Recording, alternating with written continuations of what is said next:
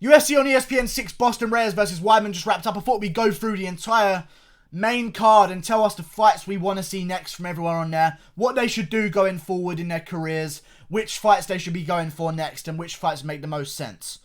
Are you with me? Deron Winn versus Darren Stewart. I like Darren Stewart here. He got the job done.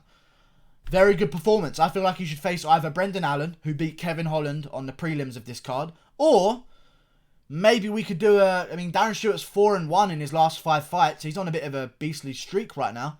Maybe we could do a Darren Stewart versus... Very intriguing. A Darren Stewart versus John Phillips. John Phillips just got a big KO in Copenhagen. They're doing an England card at the end of the year. At March, I believe, they're doing an England card. Darren Stewart versus John Phillips makes sense there. Maycee Barber, I feel like should face Paige Van Zandt. That's a no-brainer. Maycee Barber versus Paige Van Zandt makes sense. They're both similarly ranked. They both got a bit of height behind them. There can only be one clout queen. I feel like Maycee Barber's going to take the throne. She'll definitely beat Paige Van Zandt. Paige Van Zandt isn't committed to fighting anymore. That's very clear. Maycee Barber's going to get the jump on her. She's undefeated. She beat Gillian Robertson. And for Gillian Robertson, I don't even know what I want to see from her. Probably a win, a fight against Liz Carmouche. I don't really care. Joe Lauzon versus Jonathan Pearce. Jonathan Pearce should be fighting with Bellator opponents next, I believe. He's 7-4.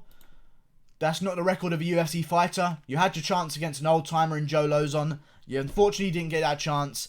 Back to the drawing board. He's a young guy. I think he's 23 or some shit. He'll be back. Just back to the drawing board. You can't be in the UFC with a record of 7-4. I don't agree with it. Joe Lauzon, I feel like should fight one of Clay Guida, Nick Lentz. These fights make sense. Jim Miller, who's also coming off a win. That'll be a trilogy, even though Jim Miller beat him twice. One was a split decision. You can maybe sell it off of that, but that'll be a great fight. I want Joe Lauzon to stick around. Let him make some more money. He's not got immense amounts of brain damage. He just got a big KO and took no damage. I like it. He trains with Rob Font on a regular basis, so he's got world-class opponents. Like Rob Font is a top 10 bantamweight. Joe Lauzon training with him. I like it. Joe Lauzon, keep fighting. Give us some of these old-timer fights. Let's stop putting these old-timers against youthful guys. Let's just have the old-timers have some fun against each other. Let's get some people KO'd, you know? Let's have some fun. Greg Hardy versus Ben Sassoli, it was a draw. But I see it as a win for Hardy. I know what I saw. I saw Hardy outstrike a guy. Nothing to do with the inhaler. I saw Greg Hardy outstrike a guy for 3 rounds. And outpoint him on the outside. I see it as a win. Even though it's going to be counted as a draw or a no contest, I believe. I see it as a win. For Ben Sassoli, I don't know what I want to see next from him. Maybe if Cyril Gain loses or Maurice Green loses, one of these guys, you can give him to Ben Sassoli and try and build that fight. But for Greg Hardy, I'd like to see him versus either the winner of Arlovski versus Rosenstruik, the winner of Maurice Green versus Sergey Pavlovich, or the winner of Struve versus Rothwell. I think it's time for a jump up, man. 5-1, but he's had 7 fights. He's never really lost. He got DQ'd for a illegal knee, and he just used an Asper-Pump and got a draw. So I kind of see him as around 6-0, if I'm honest with you. 6-0-1 no contest right now. I like it. I like it. Greg Hardy versus the winner of any of those fights I just listed makes complete sense. Yair Rodriguez versus Jeremy Stephens. Yeah, I went with Rodriguez. He got the job done. Very well done by Rodriguez. I want to see him versus either the winner of Qatar versus Zabit.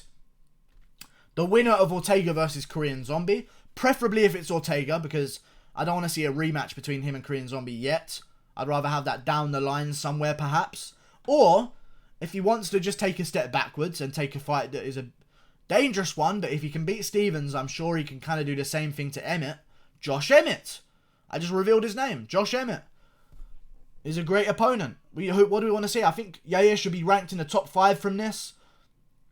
We'll see what happens, man. Maybe Qatar beats Zabit and we get a Qatar versus Yair match. That makes sense. I don't think he's earned a title shot yet. Everyone needs to calm down with guys getting a top 5 and then they get title shots. Since when did that fucking happen? That needs to shut up. Gaethje's number 4 calling for a title shot. Calm down. Reyes calling for a title shot. Kind of calm down. Especially after Ozdemir. He beat Ozdemir and called for a title shot. I mean, in my opinion, you got to be top 3. You got to be top 3 if you want to get a title shot. And you got to be on a bit of a streak. Speaking of a streak, Dominic Reyes goes to 12-0. Undefeated challenger, big guy for John Jones, coming off a big win on a big card. Let's keep the steam going and have him fight Jones. We need a pay-per-view in January. And we have no idea who it's going to be. Khabib Ferguson's looking like February. Cejudo's still injured.